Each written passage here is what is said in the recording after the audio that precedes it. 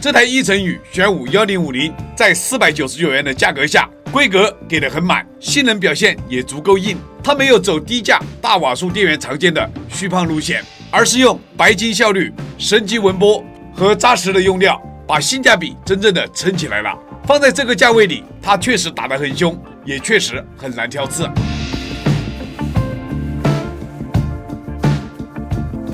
各位朋友大家好啊！一乘宇出品的玄武1050，这也是一乘宇目前第一款大功率电源产品啊。它主打的是白金效率、全模组以及面向高功耗平台的高规格供电能力。咱们这里还是以拆解看用料为主，测试的话我们做不了实验室级的认证复测，重点抓2个核心的测试项目：转换效率和输出文波。效率决定它有没有白金电源该有的底子，文波决定它输出质量够不够稳。测完后直接拆开看电路架构、主控方案、功率器件、电容用料和整体的做工，到底能不能撑起1050这个功率等级。先测后拆，因为测未了解才会真相。测试之前，我们先来看一下它的外观。这一次整体的包装盒比一乘宇以前的产品确实档次提高了不少。线材盒子里面的线材全部都是用了压纹线，而且盒子背面线材的规格信息写的是非常的详细啊，包括里面铜丝是多少支的，全部都写有。另外还有一根高端显卡专用的电源线。具体的线材配置：主板供电线1根，硬盘供电线2根 ，PCIe 8拼线一共有3根，8拼的 CPU 供电线2根。这次附赠的这根交流电源线也是规格加粗了的，可以看到是3乘1.5平方的铜线。再看它主体的包装盒，连 logo 都是烫银的，四周都有玄武1050的 logo。英特尔 ATX 3.0 3.1 标准80 Plus 白金认证，绑扎带和螺丝，里面的海绵也是加厚了的。电源本体装在一个环保袋子里面，可以看出来啊，这一次从内到外把产品的风格档次都提高了不少。电源本体、风扇中央一乘宇的 logo、风扇启停开关、交流输入、模组接口。我们看一下规格，交流输入100至240伏，额定总功率1050瓦。这个是具体的电压对应的输出电流，还有各种认证信息、产品的条码信息。电源整体重量是1600克，线材的重量是715克。这个重量的话，妥妥的都是铜线了啊。电源线重量225克，电源厚度86毫米，宽度为150毫米，这边的宽度也是150毫米。这个个头就是标准的电源啊。接下来进入转换效率测试，我们把交流输入固定在235 50赫兹，输出侧按 20%、50%、100%三个负载点来进行拉载，用日志3332来读取输入功率，再计算整机的转换效率。看看这台玄武1050的白金转换效率，这个宣传到底能不能站住？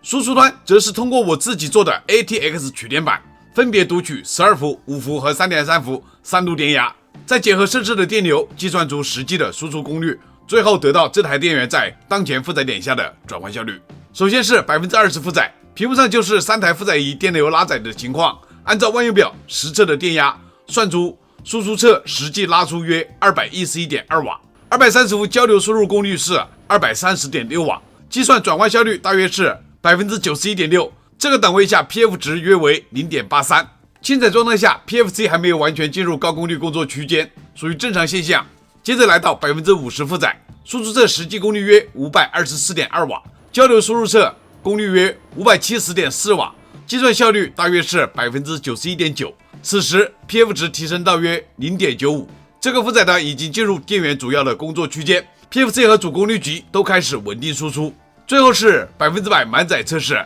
输出侧实际拉出约1034瓦，交流输入侧功率是 1155.8 瓦，计算转换效率大约是 89.5%， PF 值也提升到约 0.99， 也就是说在满载状态下，这台电源的功率因素表现非常接近理想状态。还有就是这里我们要说明一下，我自己的测试是频道级验证，不是认证实验室辐测。为了避免误导，这里也把国外的 CYB 实验室报告拿出来对照。我们可以看到它在230伏典型负载测试下，这台玄武1050在3个关键负载点效率分别是 93.2255、94.223 和 92.444， 也就是说在专业测试条件下，它的效率表现确实能站住白金级的定位。咱们这里没有条件购入专业的测试架，只能做验证参考。但结合 CYB 报告来看，这台电源的白金效率底质是没有问题的，至少可以说明它不是那种参数写的漂亮，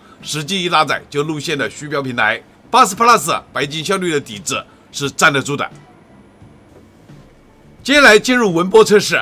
测试方法还是老规矩，采用20兆赫兹的带宽限制，测试点按照 ATX 电源常规文波测试方法，并连10微法和 0.1 微法的薄膜电容，分别记录 3.3 伏、5伏、12伏3路主输出的峰值表现。我们先看 20% 负载， 3.3 伏这一路当前的峰值大约是9毫伏，最大值 11.5 毫伏，波动差值约为3毫伏。5伏这一路当前峰值是 11.7 毫伏，最大值 13.2 毫伏，波动差值约为2毫伏。12伏主输出当前峰值约为 15.2 毫伏，最大值 16.1 毫伏，波动差值 3.5 毫伏。这一组测试 20% 轻载下3路输出全部压在20毫伏以内，波形非常干净，没有明显的异常尖峰。再来到 50% 负载， 3.3 伏这一路当前值约为 10.3 毫伏，最大峰值来到 24.4 毫伏，波动差值接近15毫伏，说明这里有一段轻微的浮动。5伏这一路表现当前值约为 12.9 毫伏，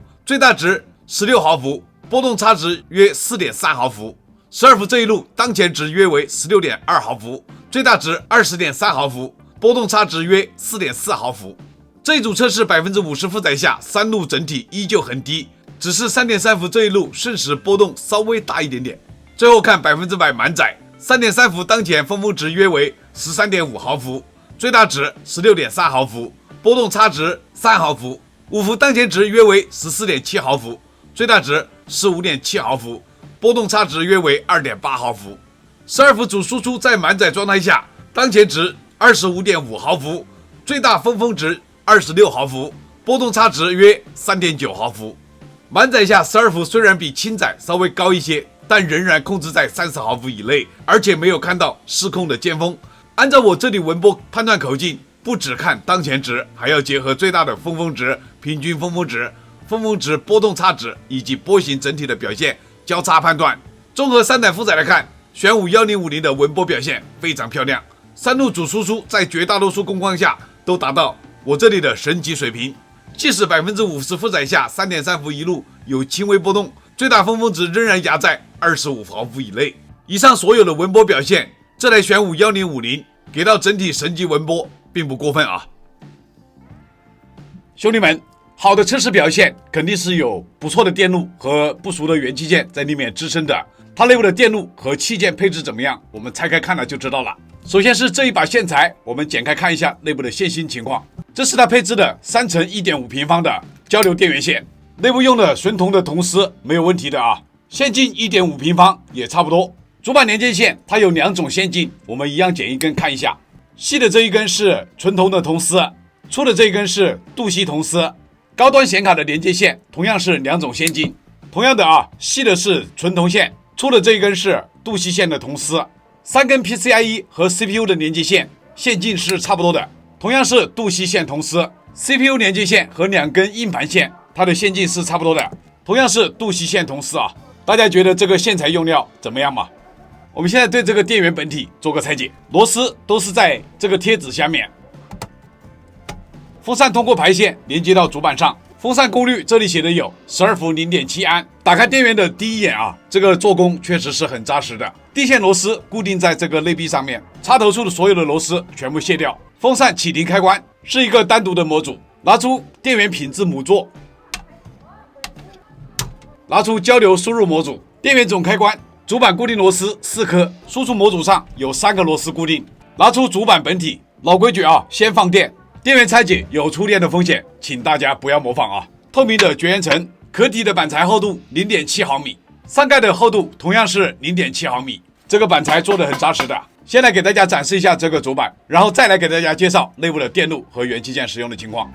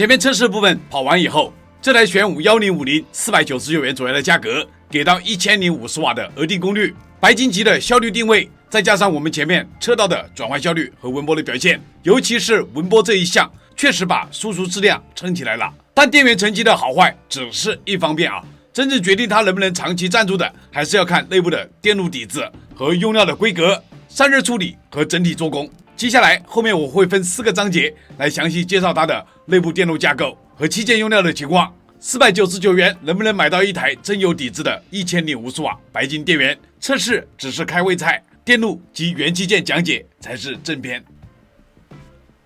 先看输入端 EMI 干扰抑制电路，电源总开关是一支来自台湾嘉里电子出品的船型开关，后面的品质插座灵活线之间并联一颗东莞杰威电子一微法 X2 安规电容，用来抑制插模干扰。旁边还有2颗东莞达孚电子蓝色外电容对地，把高频噪声通过安全电容耦合到地，从而降低电源对外部路线的干扰。交流基线还缠绕一颗滤波磁环，用于抑制高频噪声。深圳旭成电子 5H 系列20安250伏陶瓷管状保险丝，负责整机最基础的安全防护。浪涌抑制部分用了2颗南京石恒电子 MF73T-1 系列 NTC 热密电阻，用于限制大电容充电时产生的浪涌电流，并配合一颗江苏群英电子 JCC-11FH 继电器，用于短接 NTC， 降低 NTC 长期发热和损耗。这个设计比单纯串 NTC 更适合大功率电源。后级可以看到2颗同磁芯双柔组结构大型环形共膜电感，中间还有2颗四川特瑞祥科技贴片陶瓷安规电容，还有东莞杰威电子黄颜色的 0.22 微法 X2 安规电容，再配一颗东莞达孚电子的蓝色压密电阻，用于浪涌过压吸收。整流部分使用2颗 GBU 15J 整流桥并联，分担输入整流电流，降低单颗整流桥的热压力，并且配置独立的散热片，单颗规格为15安600伏。一颗 R040 采样电阻，用来检测 PFC 主回路的电流。东莞杰威电子一微法450伏薄膜电容，承担高压侧前端滤波和插模噪声的抑制作用。这一整套输入端看下来，每个环节都做了完整配置，这也是一台1050瓦大功率电源应该有的基本底子。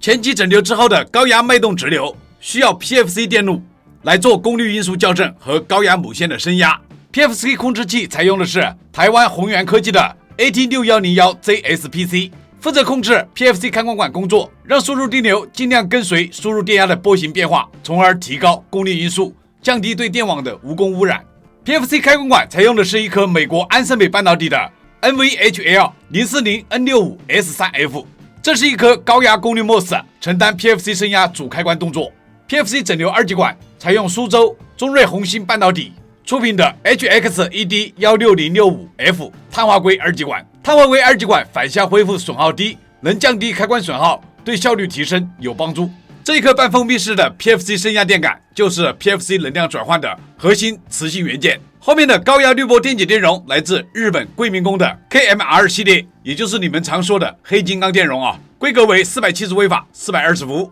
电容总容量达到940微法，为后级 ALC 主电源提供稳定的能量缓冲。对于1050瓦电源来说，这个属于比较扎实的容量配置。ALC 谐振主电源控制器采用的是台湾宏源科技的 AT6301JTSF。ALC 的核心优势是利用谐振电感、谐振电容、变压器力兹电感组成的谐振网络，让主开关管在更有利的电压和电流条件下进行切换，从而降低开关损耗，提高整机的效率。ALC 谐振开关管有2颗高压 MOS 交替开关，同样用的是美国安森美半导体的 NVHL 040 N65S3F， 2颗 0.12 微法1000伏谐振薄膜电容，以及1颗 ALC 谐振电感。它们共同决定 ALC 工作频率区间和能量传输的特性，是这一级效率和稳定性的关键。主变压器的体积非常的大，初级侧一共有5个引脚，次级侧用的是3个引脚，都是加速的。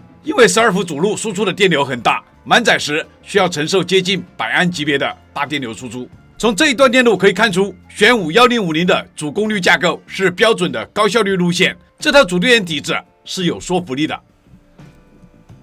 我们再来看隔离整流输出电路，一颗南京绿星科技 GR8323 多路电源监控芯片，它负责监控多路输出电压和保护状态，异常情况下及时关断，避免故障继续扩大。四川推瑞祥科技隔离陶瓷安规电容，提供高频噪声泄放通道。两颗台湾美路科技 817C 光偶，用于初次级之间的反馈隔离。12伏主路同步整流电路，同步整流模式一共8颗，用的是德国英飞凌半导体的 014N04LS。同步整流的作用就是导通电阻更低，在大电流输出场景下能明显降低发热和损耗。12伏主路大容量滤波部分配置3支派型滤波电感，搭配2颗日本贵民工 PSG 系列2200微法固态电容，以及4颗 KW 系列3300微法电解电容，它们一起组成3路派型滤波电路，保证12伏主路的输出稳定。5伏和 3.3 伏是采用2路独立的同步降压 DC-DC， 2路电路基本对称，还有一个单独的 PCB 做隔离。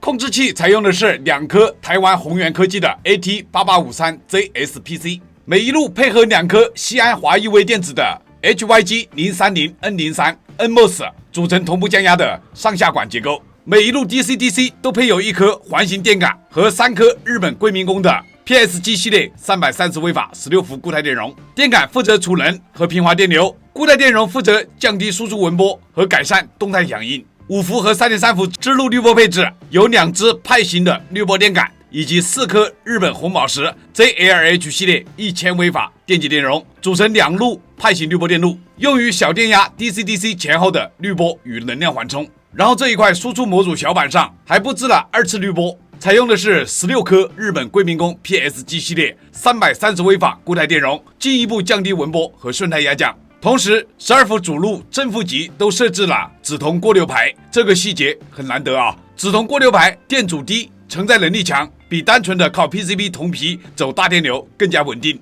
对于这种大功率电源来说是比较务实的一种工程设计。这一段电路看出它的12伏同步整流、大容量滤波、5伏和 3.3 伏独立的同步降压、模组版的2次滤波一起配合，造就了它前面纹波测试的神级表现。最后看待机、风扇控制和模组版辅助电路。待机电源部分，输入侧可以看到1颗日本红宝石的偏置滤波电容，用于给待机控制电路提供稳定的初级侧供电。待机电源芯片采用台湾宏源科技的 AT6002HSP8， 它负责控制5伏 SB 待机电源工作。待机开关管采用的是台湾复兴半导体的 FXN2N70D， 负责高压侧能量通过待机变压器传递到次级。整流部分采用安徽东科半导体的 DK5V60R15S 和风整流芯片，用于5伏 SB 待机的输出整流。滤波采用2颗日本贵民工 KYA 系列220微法电解电容，一路管 PFC 供电控制，一路管其他区域。另外还有2颗日本红宝石 JLH 系列1000微法电解电容，用于5伏 SB 主输出滤波。风扇控制板上1颗江苏长金科技 78L05， 用于提供稳定的5伏低压供电，作用是把较高的辅助电压稳压到5伏，供给控制芯片和小信号电路。旁边还有1颗台湾类比科技的 FP130AKR-LF 轨电流测量 IC， 用于检测电源输出的电流或负载状态，为风扇控制策略提供参考。风扇控制主芯片没有适应了，这个主要是用来决定风扇是否启动以及启动后的转速策略。风扇采用台湾悦能电子的 D14BH-12， 这是一个140毫米双滚珠风扇，优点是耐高温、寿命稳定，缺点是低速噪声往往不如液压或者 FDB 那么柔和，所以这台电源更偏向耐用和散热稳定，而不是极致的静音路线。1颗南京绿星科技的 GM03R003A 低阻模式管，负责5伏 SB 切换到正5伏电路的开关。模组板上还有1路小功率的辅助 DC-DC， 用的是南京威盟电子的 ME3116， 配合 3.3 微亨合金电感、100微法固态电容和 SS310 肖特基2极管组成，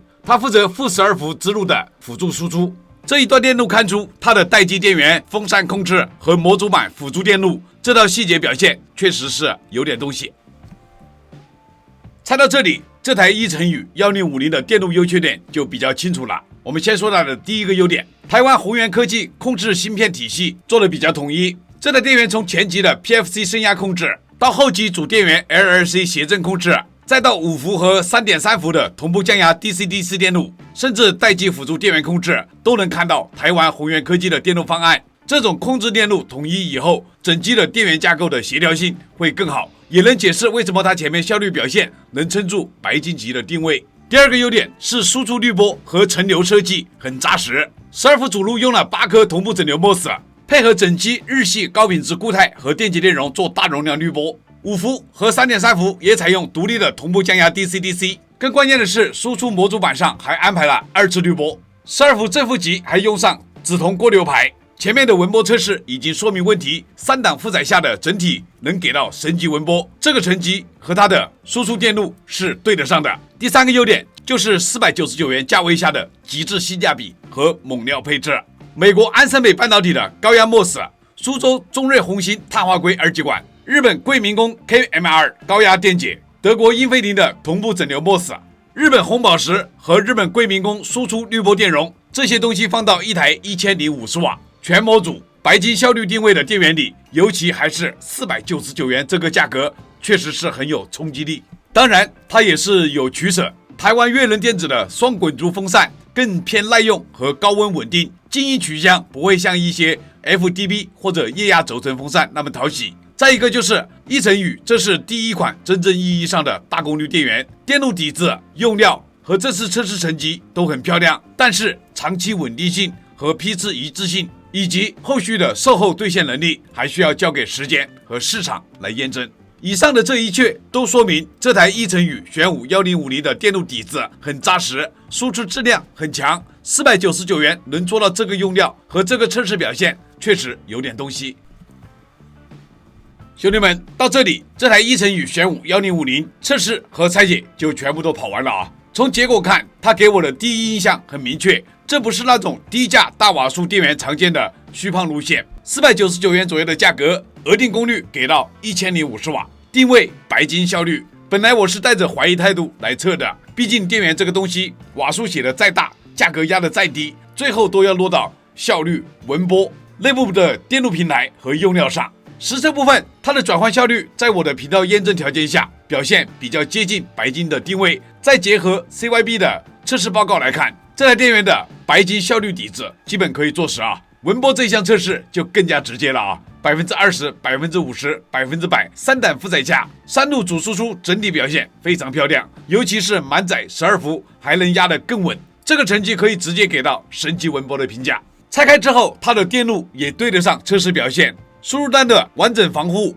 主电源采用成熟的高效率架构，12伏的同步整流，5伏和3.3伏的独立 DC-DC， 模组板的2次滤波，紫铜过流排，这些都不是纸面参数。再加上安森美、英飞凌、桂明工、红宝石这些关键的用料，在499元这个价位里，确实是给得很满。所以这期测完拆完，我的最终评价就是这台一层宇玄武1050在499元的价格下，规格给得很满，性能表现也足够硬。它没有走低价大瓦数电源常见的虚胖路线，而是用白金效率、神级纹波和扎实的用料，把性价比真正的撑起来了。放在这个价位里，它确实打得很凶，也确实很难挑刺。测试为了了解，才是为真相，认真测载，客观输出。我是灵活测载，非常感谢各位兄弟们一直以来的支持和鼓励，有你们的陪伴，才有我一直猜下去的动力。这期视频谢谢大家观看，咱们下期视频再见。